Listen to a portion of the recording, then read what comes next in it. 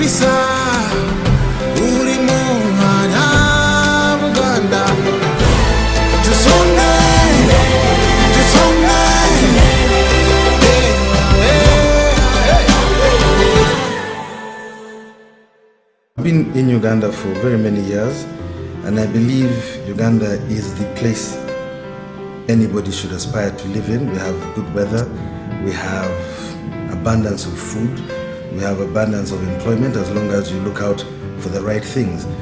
But Uganda has been hit in recent times with the stigma of greed, and it shows in everything that we read in the newspapers. It shows on television.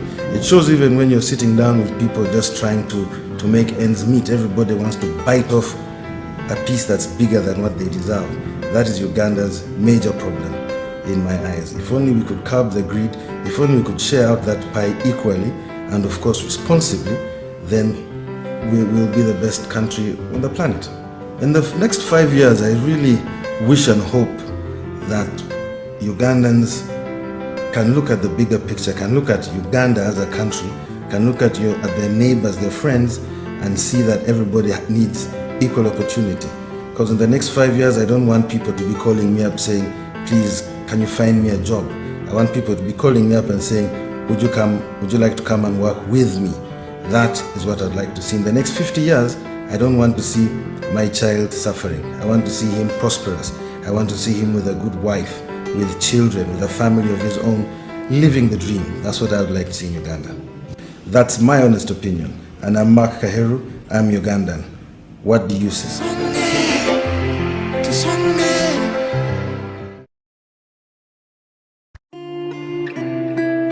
Young people at the moment are struggling to understand the older generation because times have changed. Technology has come in. They've moved on. Yes. We're the ones sitting back and wondering, what is my child on to? TikTok has surpassed WhatsApp. The other one I call, I never call it Facebook, it's Bookface. Why are you on Bookface? Dad, it's Facebook. Yes.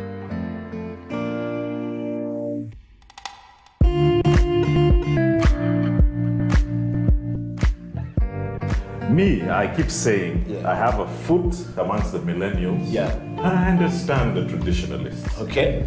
There's a song in the 60s, by the way, and in the 90s, 70s, where they're like, parents don't understand. Yes. Remember Prince? Yes. Prince.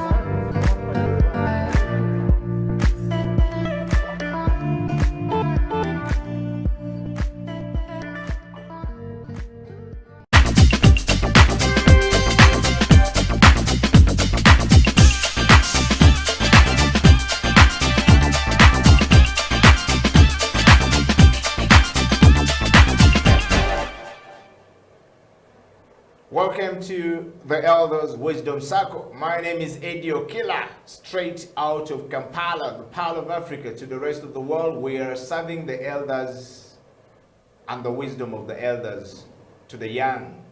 How are you all doing? All the followers and everyone who loves to chill and rock and roll with the elders. Welcome to the show. You will probably find this show very boring if you do not want to hear from the elders. If you're one of those people who say, they get into my nuts, they run me crazy, you don't know, do not actually know what you're missing. You don't know how important is or are elders in our life. Sharing the heart of the elders at 54 years of age is the one and only Jaffa Raymond Amin, the son of the former President Idi Amin Dada. And just before we bring Jaffa on the show, I would like to tell you that the Elders Wisdom Circle on this day is very special.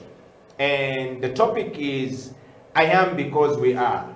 The cultural wholesomeness of sharing and caring for each other is very important going forward. Ladies and gentlemen, before I talk about the Ubuntu, I would like to bring the one and only, the son of the former President Idi Amin Dada, the third born son, the man with the wisdom of Amin, the man with the secret box of the former President Idi Amin Dada. Jaffa, welcome to the show. Thank you. How are you doing? It's a pleasure. And today, contrary, you're dressed like Baba. This is Senator. Senator. But I tend to like the ones from Ghana. Yes. Yeah, there's a good shop. Okay. At Victoria Mall. Yes. And another one at Mabirizi. They always take care of me. Senator. Yes. And we would like to say welcome to the Elders Wisdom Circle. Thank you. And we want to start with, first of all, I know we talked about it, the celebration around the former president of Tanzania and the things that he has said. Today on the show, we are seeing people celebrating when he says, get out of your comfort zone and go and work. Wonderful. And people are like, this is coming from the president. There are a lot of mixed reactions about the man, but actually he was a man of character, a man. He was a driven. He was driven. Yes. And the drivenness, we don't ask this for everyone, but he had been suffering for 25 years with a heart problem. Yeah.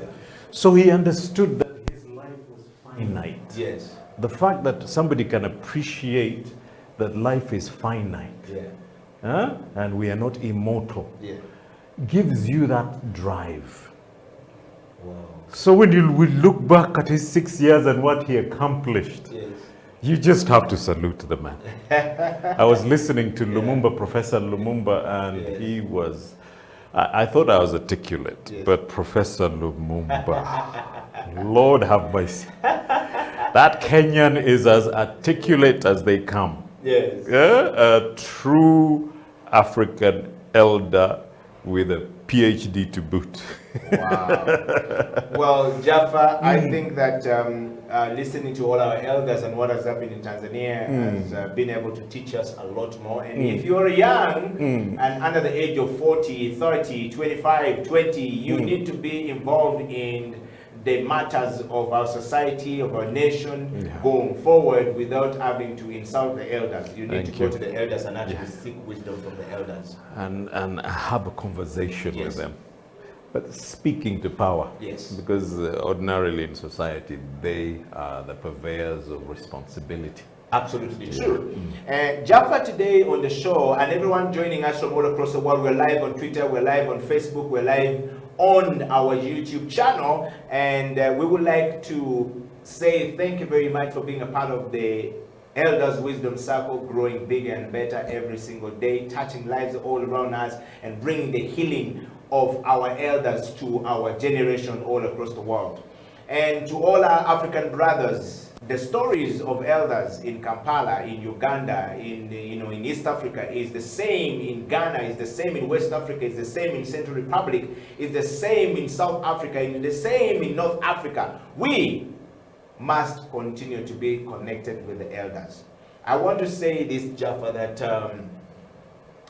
in the world today, Africa continues to remain the place with the preservative, true, authentic, preservative nature of nuclear family. Thank you very much. And Africa is still holding that mantle. The wholesomeness of the nuclear family is still holding in Africa. What does that make you feel like? Very proud, very affectionate about it, and I refuse to make the mistake the missionaries tried to instill in us, whether Arab or European, of learning to hate thyself. That's why I gave that beginning. Yes, and I want to go through that. I am because we are, the cultural awesomeness of sharing information and sharing ideas. Once you accept who you are, it is very hard for somebody to come and actually try to unhinge you from having that culture of sharing. You can have that drive to succeed, but it should never become the selfishness that we call the religiousness of narcissism. Wow. You know? Yes. Which is overwhelming us, people, at political level, at family level. The minute you hear a hint from your wife, you're selfish, what you did was selfish. You pull back and realize you have to get back to what is, read that statement again. Yes, and the statement is, I am because we are cultural awesomeness of sharing. But that part at the beginning. It's very important. And I think that elders should not stop their role of continuous education, continuous imparting of knowledge to the young going forward. That said, Jaffa, and to everyone out there, I would want to take you to the spirit of Ubuntu. An anthropologist showed a game to the children of an African tribe. Once upon a time. Once upon a time, as it's stated. And he placed a basket of delicious fruits near a tree trunk and told them, the first child to reach the tree will get the basket. In the spirit of competition. Yes. We always think competition is good, but listen. Including when he gave them the start signal. He was surprised that they were walking together, holding hands until they reached the tree and shared the fruit. The unexpected. When they look at savages and they see an almost angelic, unexpected goodness, wholesomeness. Wow. That was the moment of truth. Yes. And when he asked them, why you did that when every one of you could get the basket only for him? Self. I'd rather add for himself. Yes, for himself. That selfish thing. Yes, and they answered with astonishment, Ubuntu. They were actually shocked. Yes. How can a white man not even understand this? At the bedrock of values, of morality. Ubuntu.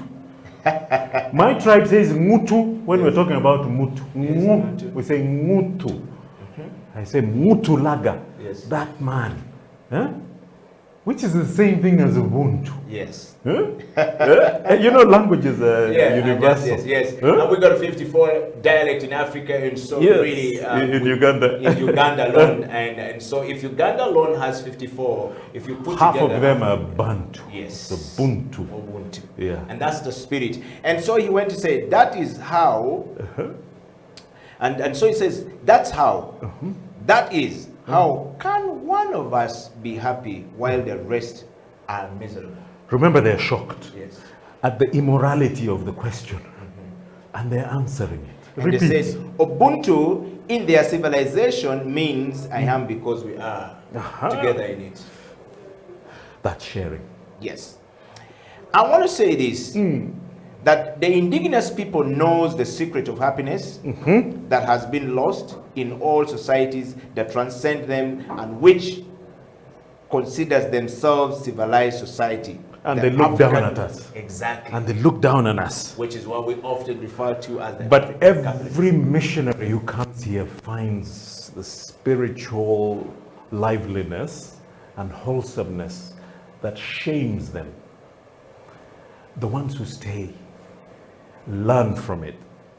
And love it. And love it. But there are some who keep coming and pressing.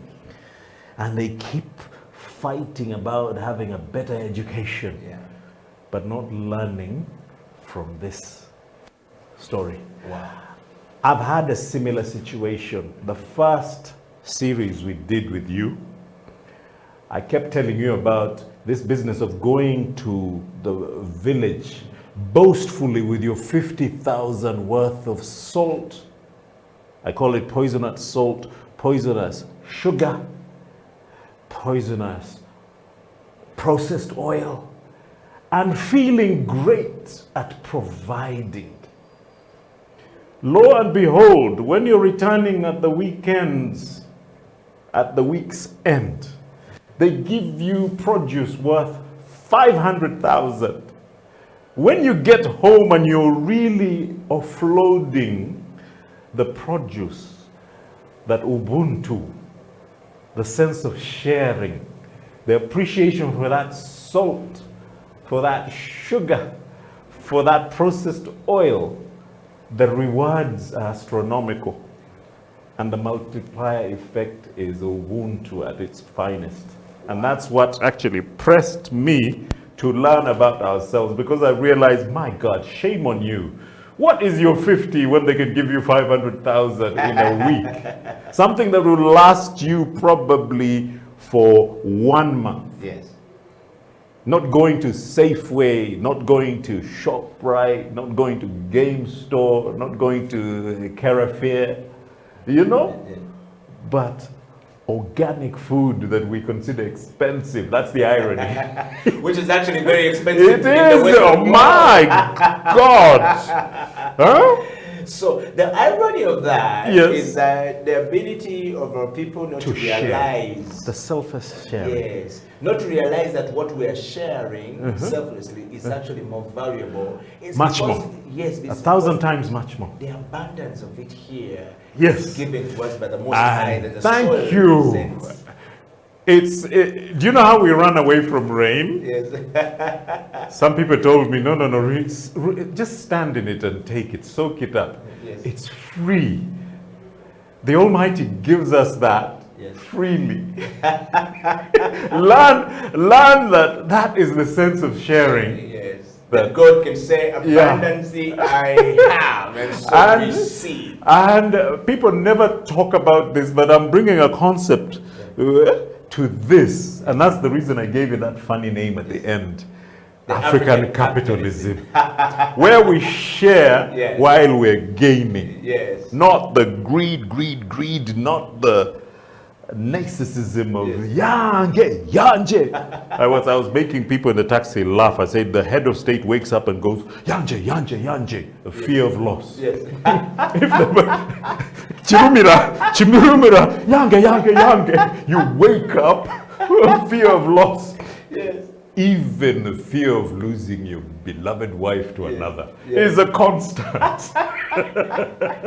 Ubuntu teaches us to rely Wow. Because we have it in abundance. Yes. Today we're very spiritual. Yes, and a deep conversation. I want you to know that we're going for a break, and when we come back, Jaffa and I are going to be taking you through for the next 35 minutes of the show. We're going to be talking about the spirit of I am because we are, and the culture of some sharing of the stuff. Like when you go to the village and Jaffa say you give 5 kilos of sugar and you come back with a truck and a trunk full of fresh fruits. Worth 500,000. What's the equation right there? We'll be right back after Ubuntu. Yes. The equation is Ubuntu. Sharing. The elders with the circle will be right back after the break.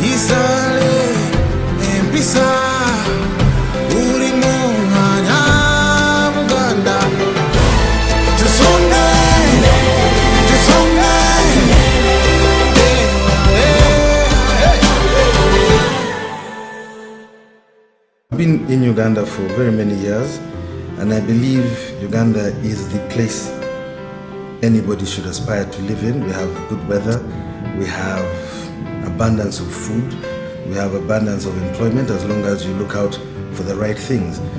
But Uganda has been hit in recent times with a stigma of greed, and it shows in everything that we read in the newspapers. It shows on television.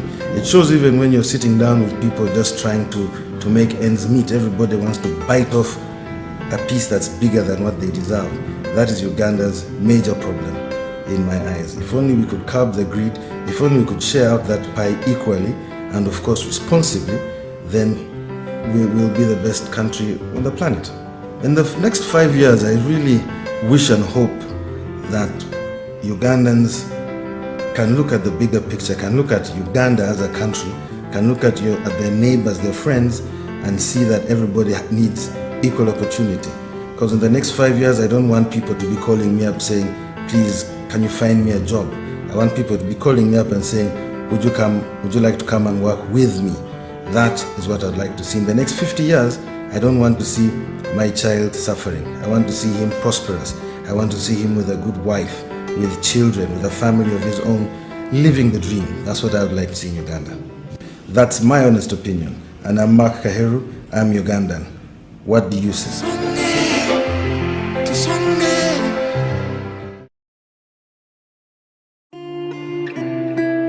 Young people at the moment are struggling to understand the older generation because times have changed. Technology has come in. They've moved on. Yes. We're the ones sitting back and wondering, what is my child on to? TikTok has surpassed WhatsApp. The other one I call, I never call it Facebook, it's Bookface. Why are you on Bookface? Dad, it's Facebook. Yes.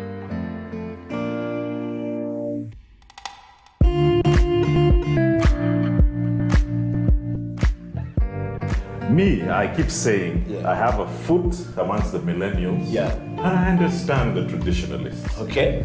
There's a song in the 60s, by the way, and in the 90s, 70s, where they're like, parents don't understand. Yes. Remember Prince? Yes. Prince.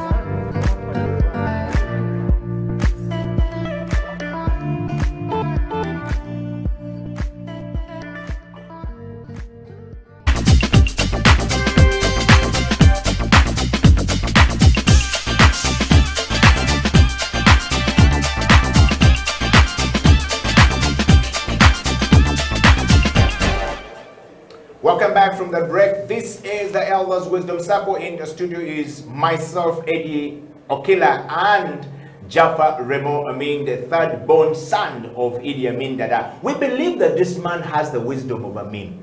We also believe that Amin deposited some of his secrets, deep-seated secrets, on his third born son. Just like Jacob did it to Joseph at some point, and Joseph was the heir to the throne. Could this be the case in Amin's house? Jaffa, welcome back to the show. Thank you for that one. So we have to keep trying to break down the mystery behind Amin and you and the family of Amin with our 60 children. We don't know which one, but we seem to be guessing that you could be the mystery child. Can I give something to that point? Yes. I got pretty angry about our properties not coming back to us. Yes.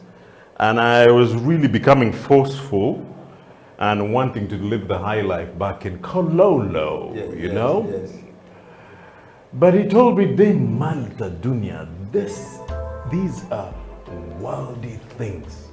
He would say, "These are worldly things." Yes. Do you know how that shames you back into your shell?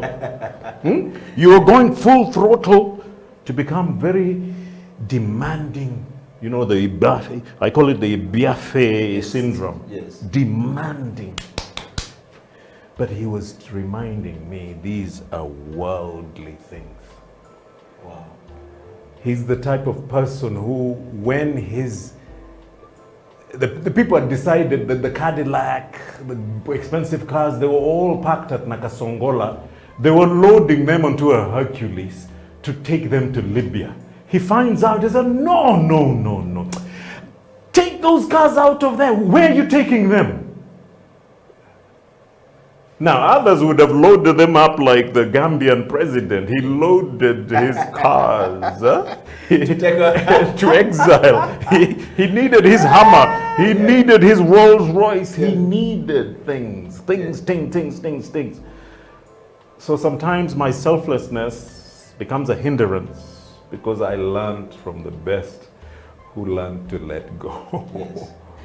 That said, Jaffa, and we want to discuss the issue of I am because we are. Can you just break this statement to us? Ubuntu keeps saying I am because we are. Yeah. Can you just break that up right now for us? Without that 1%, we wouldn't be. My parents are me. I am my parents. The day I get my degree is the day I start looking down at my parents who sold their goats to take me to school. Dug themselves. That is the moment where instead of embracing them, we tend to start becoming very, for me, I have my books moments. If you can understand, I am me because we are. Yes.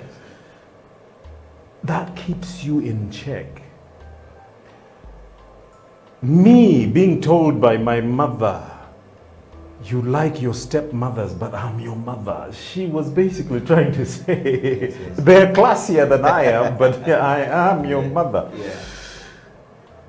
Once I get my faith to another level, I shouldn't be acting like an Arab. I am forever African. Comes back to the same statement. I've seen pastors who go for 2 weeks to America, and they went to saying God, they come back saying God. 2 weeks of transformation. the day you forget who you are, the man of God.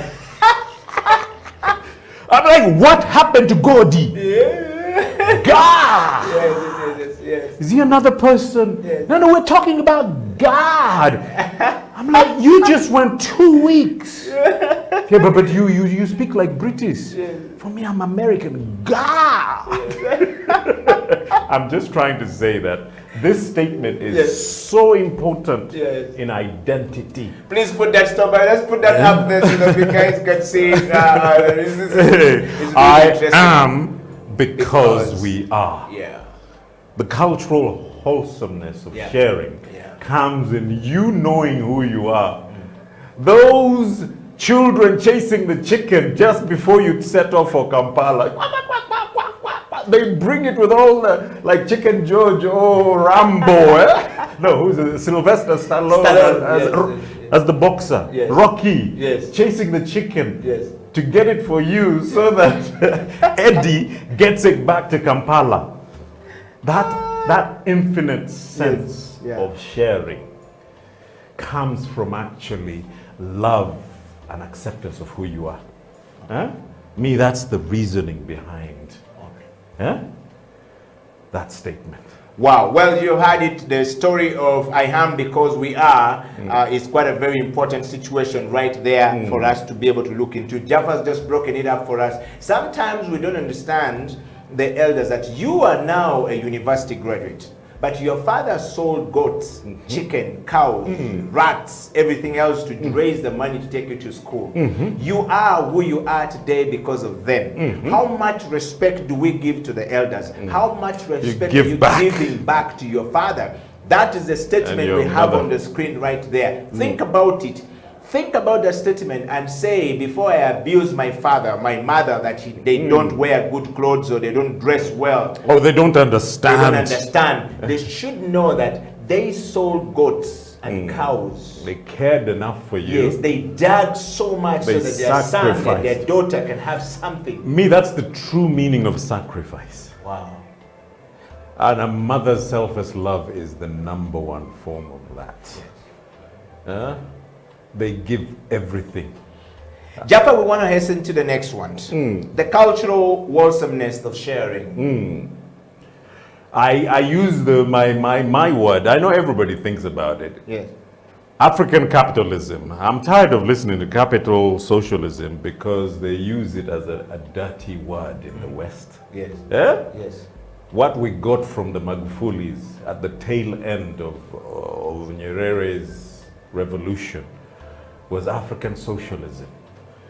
But if China can transcend that and become a command capitalist, ours should be African capitalism, where we can share while earning from it. I wanted to, while you share that about the Africa, and then I want to bring this together. Most African countries today have closed their borders to their own fellow Africans. You need a visa to enter South Africa. But we're from moving from the eastern part of Africa to southern part of Africa, you need a visa. Just to enter Rwanda here, we will need Kenya here. We need security vetting. Security vetting. Interpol. Yes, and everything, and a visa to enter. And I'm saying, where do we draw the line of this Ubuntu spirit that you're talking about? Have our elders stopped speaking to us to tell us, look, young men and young women? I feel that the leaders started clashing heads. It happened at a moment when, ironically, we had already given each and every person to get, how do you call it, kitambulisho. I don't know how Baganda call it, but the ID card. Yes.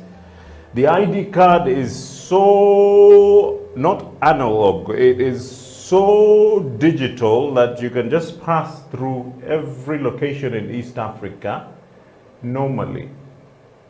But then we introduced the East African passport, and I realized that, but that is just a duplication of the ID card that has the same biodata, you know? And we should be able to just use our ID card to cross over. It's only at SADC level, and Professor Lumumba was really discussing that way forward, the roadmap, where SADC, East African Community, the West African ECOWAS, let's see that marriage, people. There are only about 5 regions. But these regions have elders. The West African have elders, and elders always sit together. Ironically, our cultures actually work together. Our cultures are we are cohesive. The food we eat are cohesive. The food we eat are similar. And the way we relate with each other are very similar. It's the same. The similarity between the things that we say we do is who we are. We are black. The danger is the colonial languages. Francophones looking down on the Anglophones who look down on the Germans. I was trying to explain to somebody that, look, actually a Murundi lady was the first president in the region. They said, but she's not from our region. Then I answered the gentleman that, tell that to the Germans who ruled the 3 countries simultaneously, Tanzania, Burundi, and Rwanda. They were the German subjects. Yeah. Tell that to a German. They said, no, no, they're one. And their cultures are one. Language. The language barrier is actually the greatest hindrance. Yes, but I want to put this to you, Jaffa, as my third question just before we take a break. The Western world have their language. The English, which is predominantly spoken in Europe, and the Dutch, they have their language. They have never lost their identity to their language, which means their culture still remains the same. Yeah. Where have we gone wrong in Africa that when we start to speak, we forget about their culture? I may have been born in an era where my father, my mother was not able to teach me my own language for some one reason or the other, but that doesn't mean it takes away my identity and culture, my sense of culture, my sense of belonging, and take it away, because I still feel I am who I am today because I'm African. We are. Yes, because we are. The reasoning was, unfortunately, whether it is my Arab brothers or my European brothers, we tagged languages within the parameters of satanic.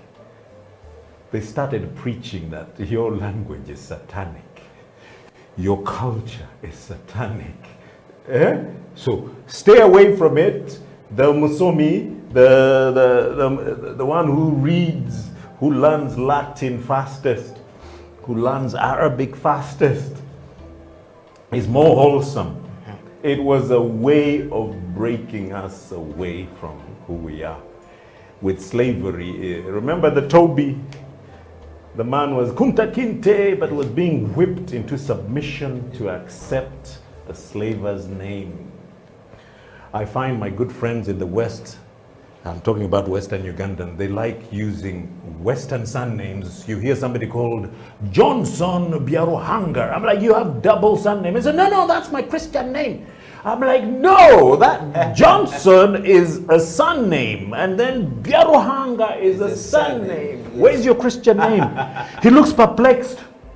Another one comes from the corner, I am Jackson Mwanga. Yeah. I'm like, oh my God, that is a Scandinavian name, son name, and here you're a Mwanga. What's going on? I'm saying they pulled us, ironically, away from who we are. If somebody can get to that point of having a double son name. Yes, I think, well, I have the same, but I don't know whether I have the same name, but I have Okila. And I have Eddie, so... but Edward is a Christian.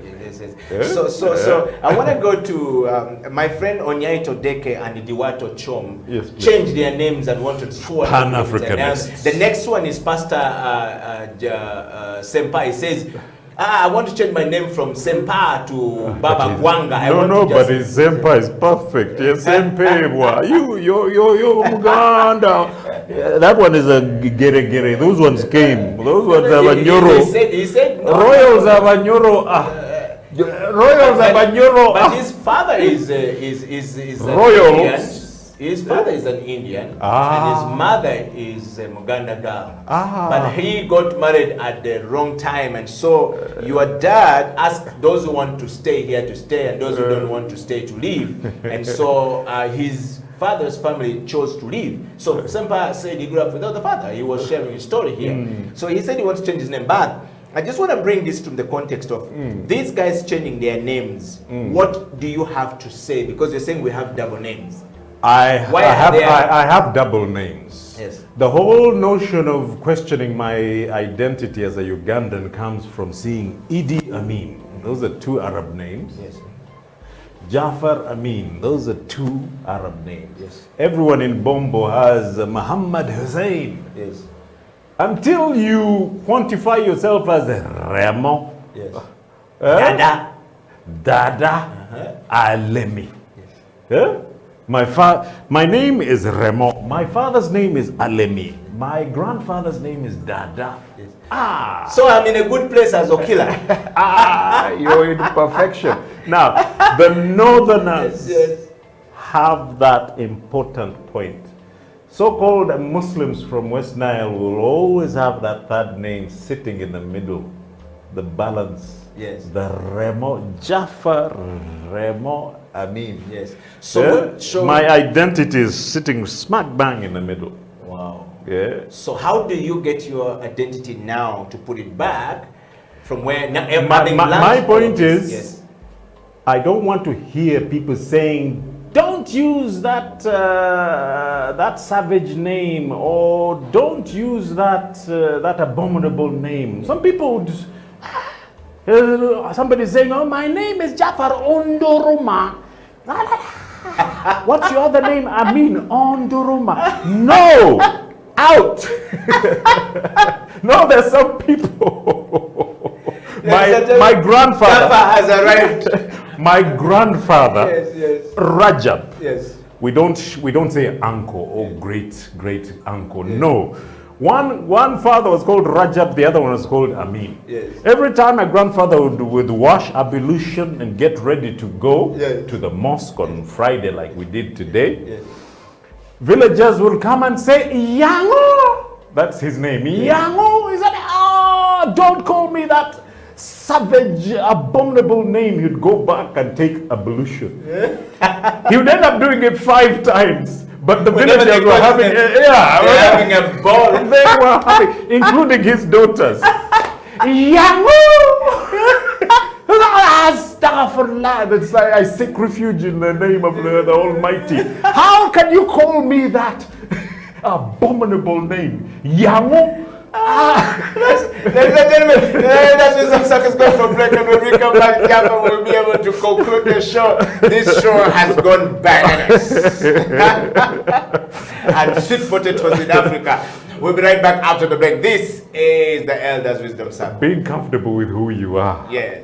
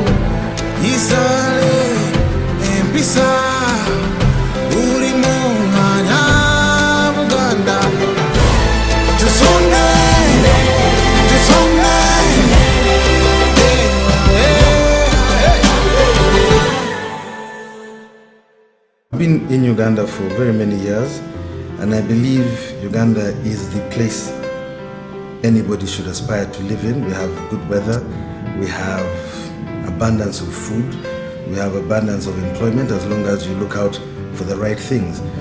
But Uganda has been hit in recent times with a stigma of greed, and it shows in everything that we read in the newspapers. It shows on television.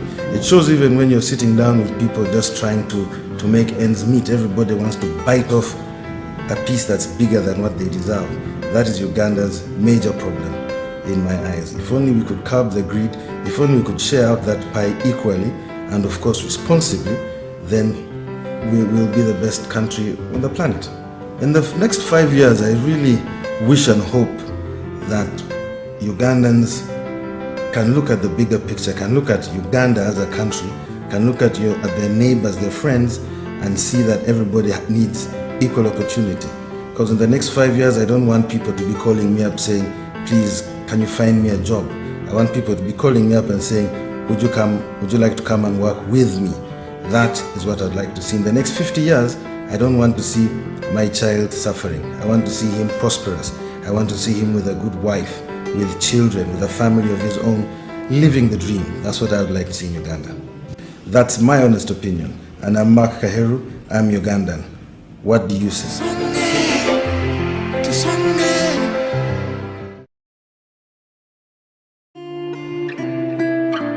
People at the moment are struggling to understand the older generation because times have changed. Technology has come in. They have moved on. Yes.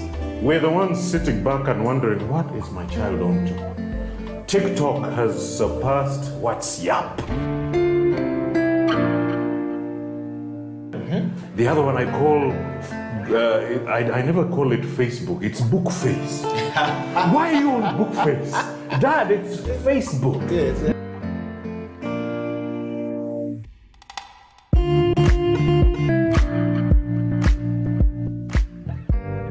Me, I keep saying, I have a foot amongst the millennials. Yeah. And I understand the traditionalists. Okay. There's a song in the 60s, by the way, and in the 90s, 70s, where they're like, parents don't understand. Yes. Remember Prince? Yes. Prince.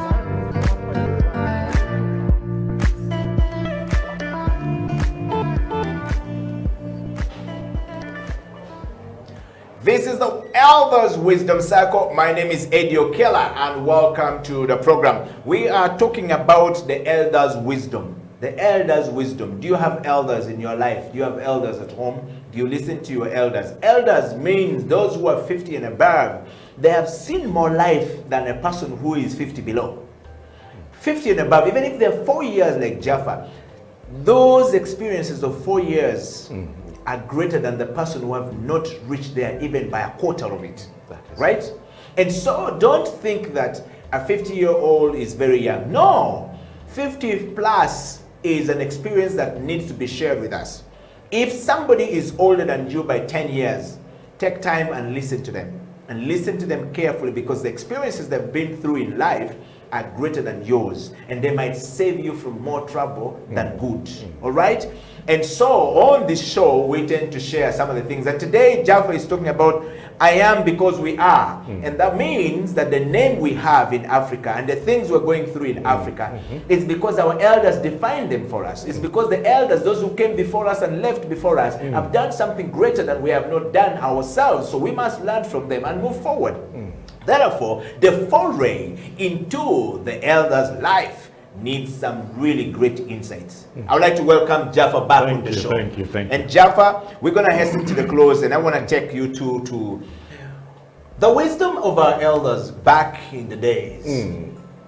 Taught them how to survive when they go to hunt. And they hunted, came back, put the meat, roasted it, and kept the dry meat, not in the fridge, but in the granary.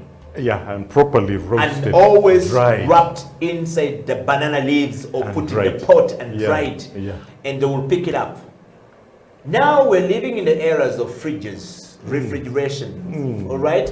I'm not saying it's bad, but I'm saying there was some wisdom we had there. They had granaries where they will put bananas, okay, cut and kept there, or millet was be put there. All across Africa, you'll find the same, behavior. Yes, setup. You can. We'll get sweet potatoes, we slice them into whatever, into small pieces, and then we preserve them, and then we store it. Yes, what we call food security. Exactly. So food security in Africa has always been the wisdom of the elders. Yes. Now and the our food mothers. security and our mothers. But now the food security in Africa is being said that you need to get this crop because your soil is going. Where does that leave us? Where are our elders to speak sense to us to say, yo, young, slow down a bit. This is how we did it. But that culture has disappeared.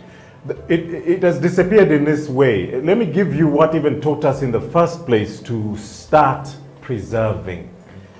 We used to have selfish hunters who would go, and you always, because of the greed in humanity, you'd always go and seek the one-ton buffalo. It is so easy to put down a one-ton buffalo. And it is so easy with greed to slice it open and start roasting your favorite liver and chopping off one leg. But lo and behold, if you had not come with a crowd of your people, helpers from the village, by the time you get back to the village, the hyenas would have feasted on the 1 ton, or the 950 tons left in the wilderness. So it taught them to actually bring the wives, 20 wives, sisters, and other helpers to come and share and transport the benefit of their sweat. But in the beginning, it was constantly fighting off animals that would want a share of whatever provisions you have actually brought sustenance to the area. Yeah? So if you see us doing gugus, we call them gugus. The how do you call them? The food storage granaries. Yes, the granaries. That taught us that sense of preservation. By the way, we want to just say to people that the granaries that we're talking about here no longer exist, but the elders' wisdom circle is going to go on a hunt to find the granaries, whether in Western Uganda, Eastern Uganda, Northern Uganda, then wherever we find that, or in Central Uganda, we want to show you what the granary looks like. And can I tell you something that's dear to my heart? What we need to do is to reach to some of the elders to tell them, put a granary for us and put some stuff inside. Yeah. No, the challenge is... The challenge is this, where mothers come, they cut the palm fronds, and they build for you a granary right in front of your eyes. It's like knitting, because they're using palms and palms. You know, it preserves better. Put the platform, setting it with the... Now, there's an architect from West Nile called Waswa Primo. He has useful names. Primo. You wonder where it comes from. Japan. I drive Primo. Waswa has built an 8-storied design for a cultural center, which we want to build in every region of Uganda and multiply it 15 times and try to do that to every location in the whole of Africa. I want to introduce that to Baba Professor Lumumba, because we're together in an ironic company called Saint Africa, where we're going to highlight the positives of our people. This is with Bedford Buyungo. Yeah, Bedford Buyungo, if you're listening. And Professor is in town, by the way. Right now. I think he's No, he was yesterday live on NBS. Okay. And NBS is a TV station in Uganda. But these are the people who are saying, we have a right to call our people saints. Saints in the sense that all goodness resides amongst those who were saintly characters who would actually give back to society. Which is the cultural wholesomeness of sharing. Yes, and the whole point of I am because we are. And understanding and accepting who you are. You know? Remember me laughing at my grandfather? A lot of people do that. Yeah. And that explains somebody calling himself Johnson Biarohanga or Johnson Alemi or Jafar Amin instead of Remo Alemi Dada. If you want to show this one here for you, and of course Onyaito Deke, they will love this show today because they changed their names back to Onyaito Deke. Learning to love yourself. Yes, and that's a cool stuff. Yeah, remember the girls who came last week. I hope you really get a show for them. There's a part that Americans did to us that we are not doing to ourselves. They would always say, I am somebody. You might not love who I am, but I am somebody. Yes. I am somebody. It became a chant for us, the people who are Black Panthers. I am somebody. That looking in the face that we were talking about two shows earlier. Yes. Learning to love ourselves comes out very beautifully with the Ubuntu statement. I am because we are. Please put that topic up there, and we're going to ask Jaffa the last question as we hasten to the close of the show today. We are talking about, put it up there. We want to keep it up on the screen for some time so people can see it. I am because we are, the cultural wholesomeness of sharing. And we're talking about the Ubuntu, and I always talked about if we do not give ourselves a chance to live and to breathe, the things that are very important to us, we're going to lose ourselves in the process of transition. That is it. That is it. And if our elders are not preserving our cultures or writing about it, we are going to lose our sense of identity. Yeah. Jaffa, we suffer the biggest sense of identity as a country. Yes. As a continent. Yes. The biggest problem we have is our sense of identity has been confused. It's a fluid, Onyaitedeke says it's fluid in this generation that we don't understand what we stand for. Who am I? What am I? What are the values that define me as a person? Is lost. We need elders in the fireplace to tell us this. Why and how can we put back our identity? Where can we find the elders who can speak life and sense back to us? Let me give you a beautiful one. My favorite place is called Kidepo. Kidepo, when you go to Morongole Mountain, then you go to an incredible crater lake near Turkana, and then you come to Elgon. It seems to be an epicenter of all life, all Africans, or the essence of all our genetic identity. Now you find a rabbi coming from Israel saying he's looking for the lost Hebrews in the very same vicinity. If somebody has spent his years in Igbo trying to be an Israelite, rather than understanding that they came from me, you will never settle in who you are. That explains me calling myself Jafar Amin. I'm too busy trying to be an Arab. But there's the wholesomeness of being a Muslim and a Christian. It teaches you the highest sense of morals, but it also teaches you a heightened sense of entitlement of who you are. When we balance that by accepting who we are, and you're shocked by a rabbi who says, there's an epicenter here of the 10 lost tribes, because for us, we only have, he was telling me strange things. We only have the Benjamins and the Judahs. Those two are the only ones who went back home. The rest are here. And he pointed the location. I'm like, wow! Science also teaches that the same thing, that the same location is where the highest concentration of genetic makeup of the whole humanity. And I'm like, I am because we are. That is the moment of accepting. I saw that in the 70s with Jamaicans. Do you still live in trees? I'm like, what? Said, where did the Queen live when she came in 1954? Oh no, we have the biggest tree here. And the Queen, she had to climb up a rope to enter the tree to live. They said, oh, you're jiving, you're joking. I said, now you get it. Of course we live in houses. But it's the same thing with Americans. Yes. They're beginning to start accepting and getting African names. Yes. It's not so much the Muhammad Ali's ironically getting Arab names. They're now understanding that no, you need to be called Odongo. Opio. Nsumuga. Odongpeng. Odonkara. Adrapi. Remo. You know, they're beginning to understand that those are not dirty names, names with a history and a culture. And that's our identity. Well, they're quick to aim at Ethiopia, and I'm like, no. You're straight from the Wolof. You look like a typical man from the Angola. Yes. You know, you can just see it in their faces.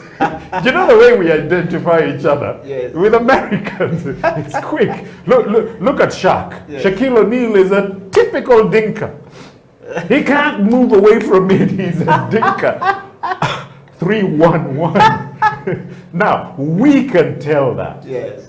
So when they come and learn to listen, I have friends who come, superstars by the way, they come and sit at the source of the Nile. Yes. And they're like, Jaffa, we're going to fly in place. You set up a landing strip here. I said, Madvani has one there, but it's only for sugar. Yes.